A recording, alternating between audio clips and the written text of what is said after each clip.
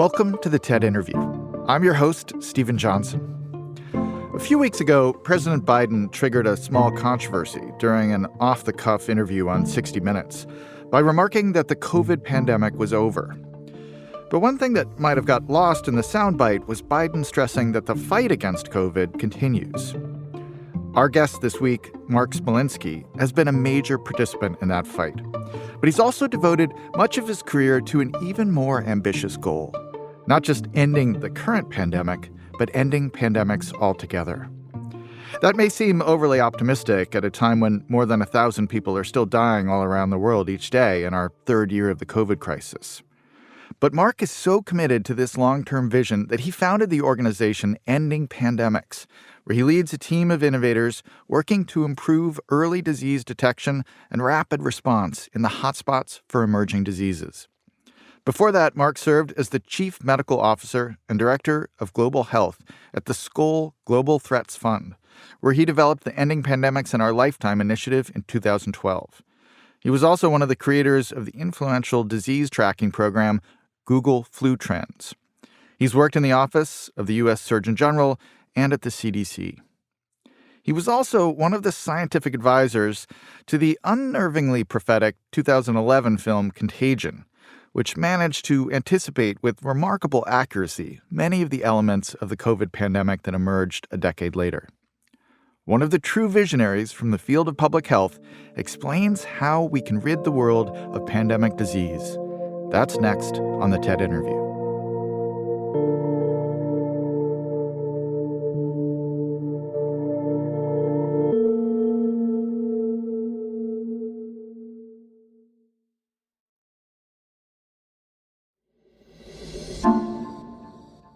Mark Smolinski, welcome to the TED Interview. Well, thank you for having me. Delighted to be here.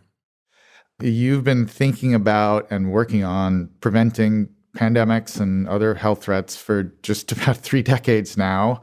So we're thrilled to have you on the show to talk about, where we are with the current crisis and how we can prevent future pandemics down the road. But I wanted to start the conversation by asking you really about the kind of origins of your career back in the early 90s when you played a key role in identifying a new strain of hantavirus.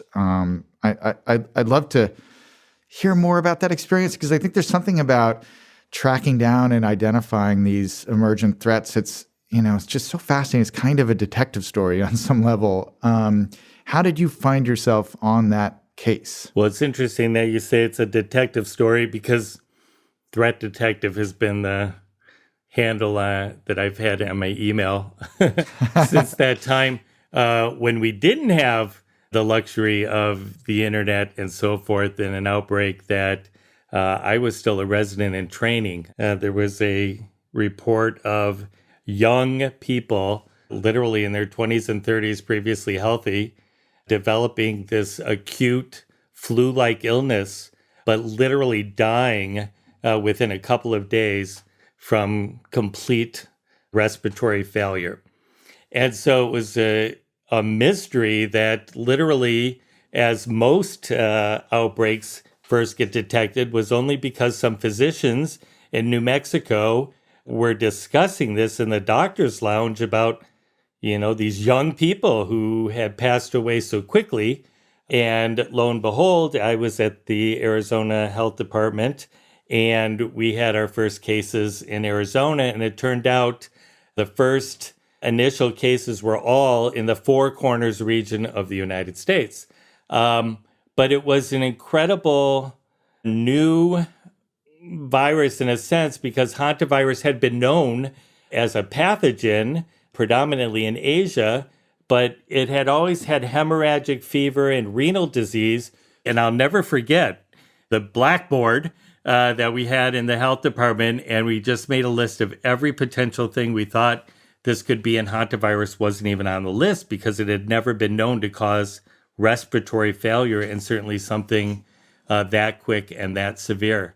It's kind of an incredible coincidence on some level that you just happened to be there. I mean, that was a very unusual event in terms of United States health, right? I mean, there aren't that many, completely new rogue strains of a virus that appear And you just happened to be there. And what's interesting is now you hear a lot of talk about what they call One Health, which is really recognizing that humans, the animals, and our ecosystems are all related, especially when it comes to infectious disease.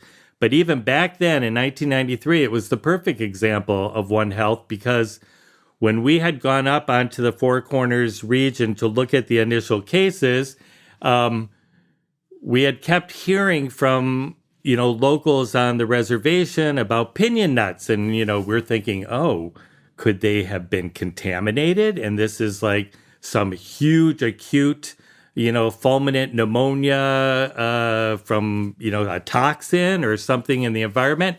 I had just moved to Arizona after living in Michigan my entire life. And it was in November of 1992. And I couldn't believe that I moved to the desert and all it did was rain. Rain. And I thought, well, okay, maybe they have this like rainy season in the desert.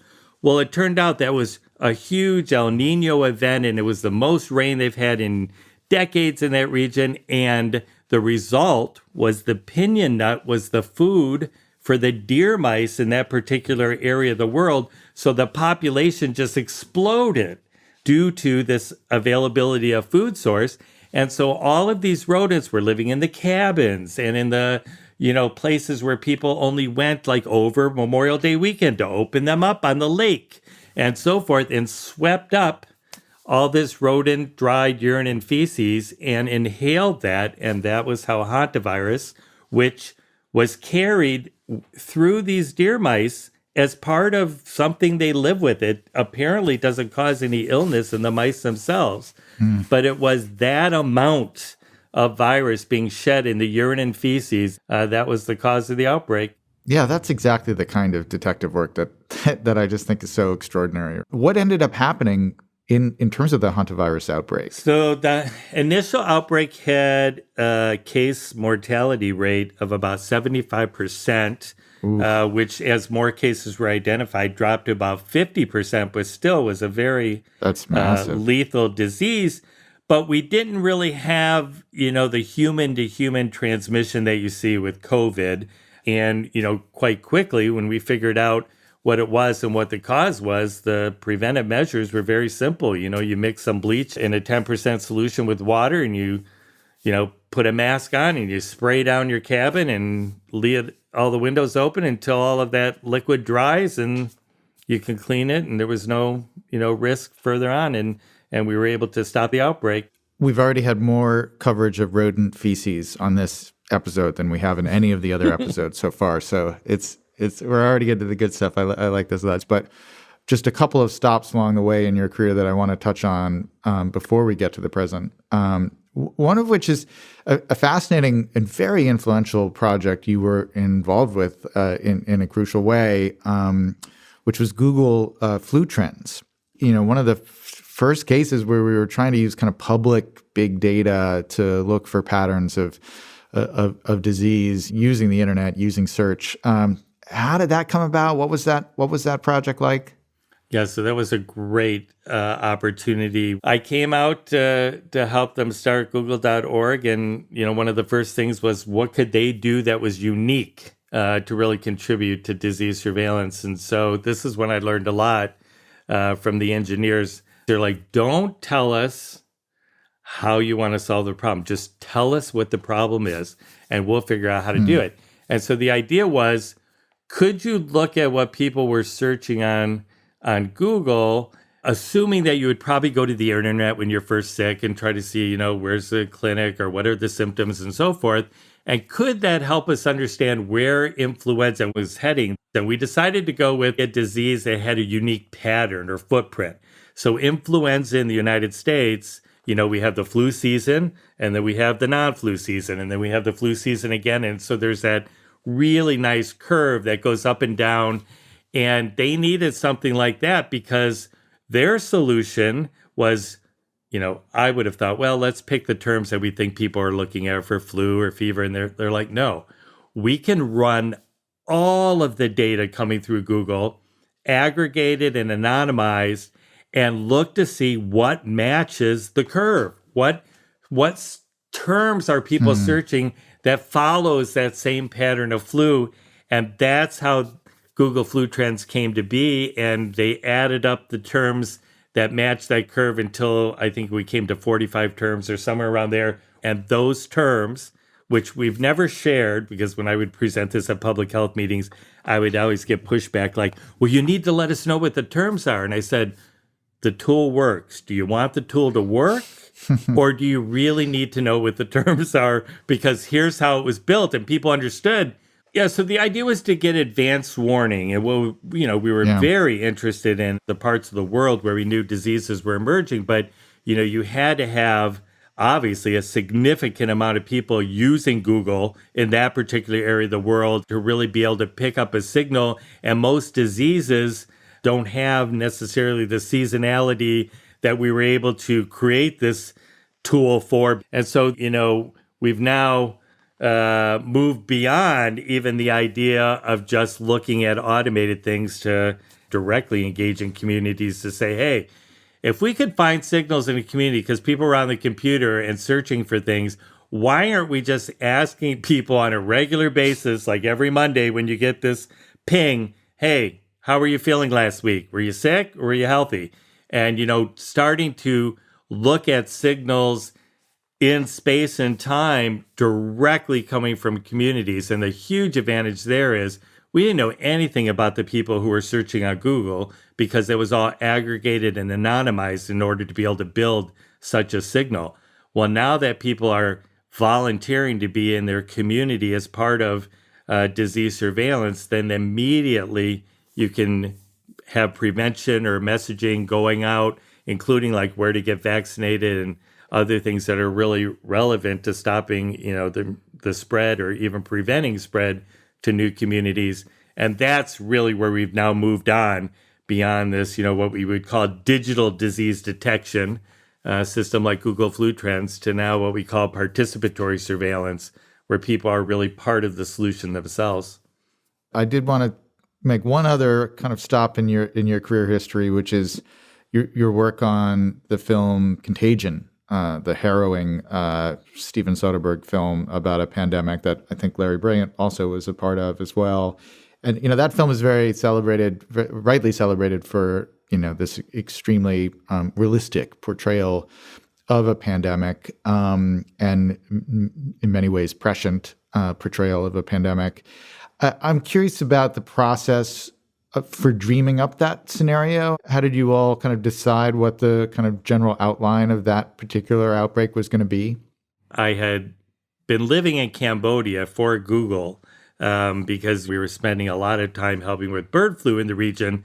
So I ended up living there. And at that time, Larry had left to go over to start the Skull Global Threats Fund. And he had made them promise when he left Google that he could take me with him. And so I said, okay, yeah, Larry, I'll come and join you. And so the first day I showed up in the office, he hands me the script. And he said, okay, our first job is to make sure that this movie that Participant Media is going to make is scientifically sound and we can stand behind everything that's in this movie. I thought, oh, that's going to be great. So it was already written. Scott Burns, brilliant writer. I took the script home. In fact, I still have it because it's all watermarked for Larry, so he would be responsible if that ever leaked at the time. And I wrote on the back, because I still have it to this day, I said, where are all the dead animals? Because I was like, this is an incredible pandemic that, really accounts for the realities of the threats we worry about. I mean, there's zoonoses, they're going to jump from animals to humans, and that's been the majority of the cases and most of the cases of the recent epidemics and pandemics. And so that was, I just still remember, it's my first impression, which now, as I think about it in telling you the story of hantavirus, really was a dumb reaction to write on there because there were no dead mice from hantavirus, just dead people. To turn now to COVID, one question I'd love to ask you is, right before the outbreak, how ready did you think we were?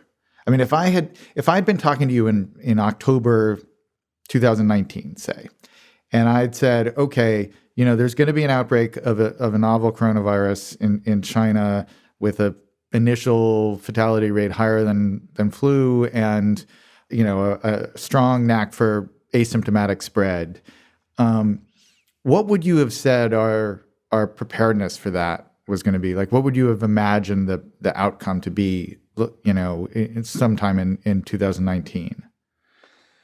Well, I would have told you we weren't ready just from watching something a few years earlier when we had a few healthcare workers coming back from the Ebola crisis in West Africa, and diagnoses even being missed from a related case, that showed up at a tertiary hospital, that these are our pipelines of readiness and, what preparedness plans have been written for. But watching, sort of the mishandling in many cases of something that, was not a pandemic threat by any means. But if these were the same institutions and systems that our preparedness plans are really built upon, I was worried. Were you surprised at the wave of kind of anti-science or anti-public health sentiments that emerged in the COVID crisis, or was that something that you anticipated coming as well? No, we're certainly in a different era. I mean, when I think back in hantavirus, where we were faxing information from, the New Mexico Health Department to Arizona and to the other two states that were involved in that, to now, a 24-hour news cycle, let alone social media cycles. And so certainly misinformation has been a public health challenge on many different fronts, certainly for vaccinations and the safety of vaccinations prior to COVID has, raised those issues that's the reality of the world we're living in, and something that, unfortunately, is what we have to deal with when it comes to this crisis. But, what I saw from my perspective, which was unfortunate, is that politics took a very front seat in the U.S. response to COVID. So, there are things that we were prepared for, but, you have to have the political will to treat this emergency as it is, a public health emergency, and time matters. Everything you do early, from detection to response, is just exponential savings of lives the earlier you work. So, yes, I mean, it's hard here because we made a lot of missteps. And then I think the door just opened, the floodgates, to easily criticizing science and anybody, who was fair game in sort of the whole arena of players that it takes to respond to a threat. So it's very, very unfortunate. But I don't think that is common across the globe. But certainly here in the United States, we saw a real attack on science. Yeah. On the global side of things, is there a country out there that you think has done a particularly admirable job that we can learn from their success? Well, I certainly have to say Cambodia, since I lived there and, really helped them advance their early detection over several years. And they have done incredibly well because they created a national hotline, which was a system that we helped them think through by bringing technologists from that country together with their ministries of health and their Ministry of Agriculture to say, hey, what could we be doing to find outbreaks faster and respond to them quicker in Cambodia? And the Minister of Health was the one who challenged whatever the solution was. It literally had to be available to every citizen in the country. And so the National Hotline was born, which is a free service because all of the telecom companies collaborate and make it free, no matter what your device is or who your provider is. And it had been operating for 6 years prior to COVID. And it was getting 600 phone calls a day, and 20 to 30 per month were a true animal health or public health event that needed a response. And the immediate response and the feedbacks from the community on seeing this hotline and how action resulted became more popular. So during COVID, they were getting 18,000 phone calls a day, and it became the primary means of communication of what to do and what resources were available to the entire general public. So it's been an amazing tool. And because the hotline was so prevalent and everybody knew about it, that to do true contact tracing, which we completely failed to do here in the United States, but Cambodia was still successful in really tracking the contacts of every case. They were able to use the hotline.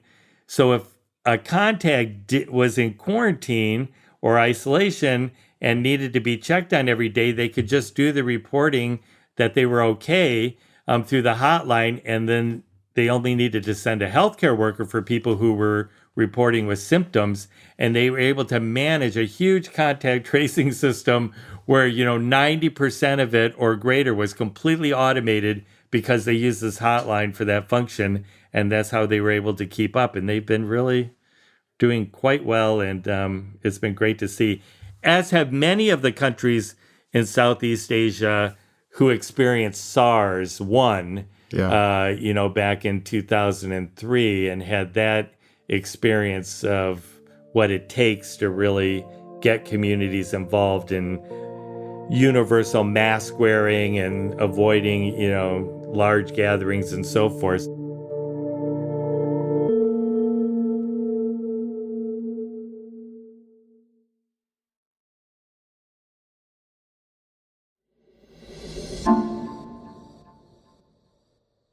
Bringing up the Cambodia project is a great segue, because I want to talk about the future. And you've written a very powerful essay recently on preventing future pandemics. Your organization is called Ending Pandemics, not about ending this pandemic, but ending pandemics altogether.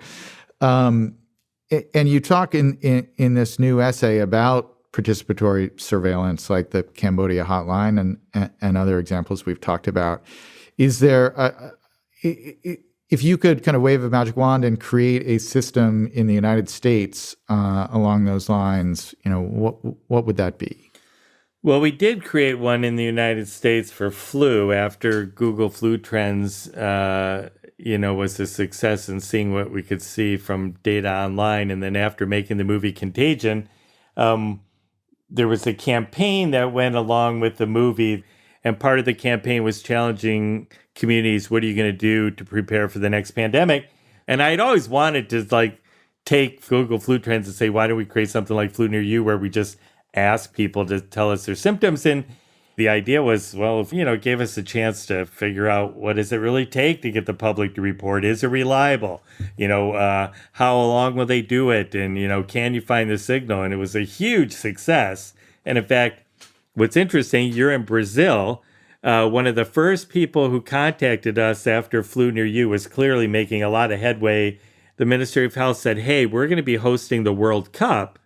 Could you build a system like Flu Near You and have people coming from around the world monitor whether they're healthy or sick while they're at the World Cup? And we thought it was an incredible idea. We hadn't even thought about doing it for a mass gathering. And so everything that we've supported, including Flu Near You and other countries around the world, it's all open source.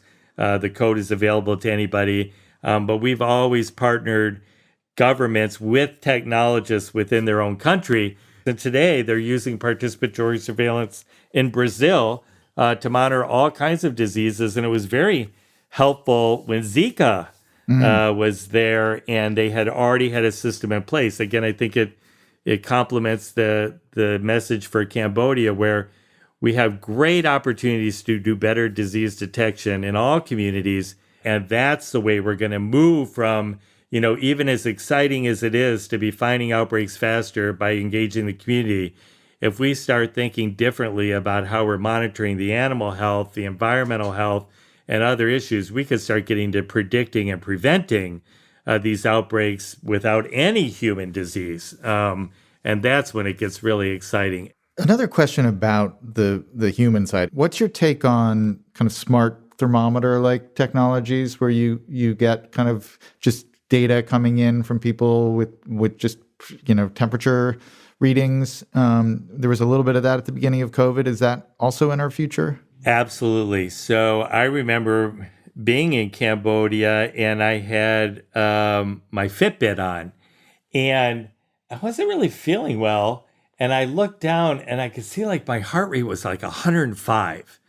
And, usually it's like 75, 80. And I was like, oh man, I must have a fever. But that, to me was like, wow, that was my signal that something wasn't right. I've said this for a while. I think I still believe it, although now it's so easy to have added value from other things. But fever surveillance alone might be the single most important thing that we could track. I mean, if we knew true fever, people would literally need to be monitoring, their temperature because, people think they have a fever and they don't, or vice versa. So we really do need to think about the opportunities that if we could do true fever surveillance and you're looking at that in time and space, that could be one of the earliest signals that some communicable event is happening. And in fact, in medical school, the cases we were concerned about the most were the fevers of unknown origin. When you had a febrile case in the clinic or in the hospital and you could not determine the origin, that's the most frustrating thing because it could be the next HIV or the next hantavirus or the nenext COVID. In the new generation of smartwatches are now starting to have temperature sensors on them. Yes. So you just be, collecting, if you have even, 10 million people across the country who are wearing a temperature sensing smartwatch and reporting that data anonymously, but geographically, pinpointed, that's a lot of data. It's a lot of data. And that's where public-private partnerships could really play a role is, some of these automated thermometers and so forth, are in the private sector. So, in the same way, when the Google engineers built Google Flu Trends and anonymized and aggregated all that data so that signal could be useful to public health. But, the downside is we can never track back, any individual and so forth. So as people are volunteering, are part of their community surveillance system, the more data that either they're willing to share on their own or that we get anonymized data from these private sector partners who have, the real value in getting a bigger picture, that's when we're really going to change the community signals that come out. And the more we can get the private sector within these hotspot areas of the world to understand the role, like the telecom companies did quite quickly in Cambodia when they realized, the bandwidth that was needed to be helping with this hotline over their overall, company model, they were very happy to contribute that to public health. And in many cases, we hear from the private sector, they just don't understand the role that they can play. And most of them are very happy when they understand there's something very specific that they can do and are more than willing to help. We have been talking mostly about, naturally occurring viruses. How much time do you spend worrying about, and how much time should we spend worrying about engineered threats? Do you think that a future pandemic could be started via some kind of bioweapon or kind of a viral terrorist attack of some sort? I certainly think it's possible that, those kinds of events we may see in the future. Everything that we've seen in the recent past, obviously people have considered, could it be bioterrorism? And that's something that you always need to think about because in all cases, and certainly the work that we've done around the world, we look at the whole spectrum of what's possible from what we call bioerror to bioterror to Mother Nature is anything's possible at the beginning. And if you don't have all of those radars going, you could be missing something that's really important in the prevention and control. So, we've got to think about all three scenarios whenever there's a new outbreak. But when you think of probably why someone may do an agent of terror, it's really to evoke terror. But if they released it to eliminate humanity, then it kind of defeats the purpose even for their own population that they may be trying to preserve. So let's try and wax optimistic here just for a second, because we've spent a lot of time talking about threats. Do you think there is actually a future scenario where humanity itself can look back and say, we ended the threat of pandemic disease through a combination of the things that we've been talking about in this conversation? Yeah, absolutely. It's hard not to talk about threats and, go down what might seem pessimistic, but I've always been optimistic. It's the reason, I'm in the field, and you really take the challenges that we've come to see as, true challenges that can be overcome. And we're incredibly optimistic in the partners that we've worked with across the globe that have really, shown us that it's, not impossible to do anything when you have the political will and the public will combined to really not be afraid to innovate and to try something new. That's where the promise that we see is happening. And so countries are breaking down those silos. They're bringing those sectors together. They're trying innovations in surveillance. They're finding outbreaks faster. We've made incredible progress in the last decade that, from taking months to find outbreaks just in the early 90s to finding outbreaks now within days in most every area of the world. And so the more we take this technology that exists and apply it to public health in the same way we apply it to the business sector, the financial sector, and really take this public good that we all need to be part of if we want to prevent pandemics. And if we don't do it, it will be our own fault, because the technology, the science, and like I said, the willpower, I think both politically and publicly, are there. And we can't, hit the snooze on the alarm that went off for COVID. Let's take this opportunity and run with it, because the future is ours to really change. And one without pandemics in it is fine by me. Well, Mark Smolinski, I think one of the challenges about public health work is when people are healthy, they tend to not recognize the importance of people who are working in defense of the public health. One of the things that happens in a pandemic is we suddenly realize the value of all that work. And so we really appreciate everything you've done over the years and the work you're going to continue doing, keeping us all safe. Thanks for being on the podcast. Well, thank you for having me. It was a real pleasure. That's it for the show today. The TED interview is part of the TED Audio Collective. This episode was produced by our managing producer, Wilson Sayre, and mixed by Erica Wong. Sammy Case and Jimmy Gutierrez are our story editors. Fact-checking by Aparna Nathan. Farah de Grunge is our project manager, and Dan O'Donnell is our executive producer. Special thanks to Constanza Gallardo, Michelle Quint, Anna Phelan. I'm your host, Stephen Johnson. For more info on my other projects, including my latest book, Extra Life, you can follow me on Twitter at Stephen B. Johnson or sign up for my Substack newsletter, Adjacent Possible.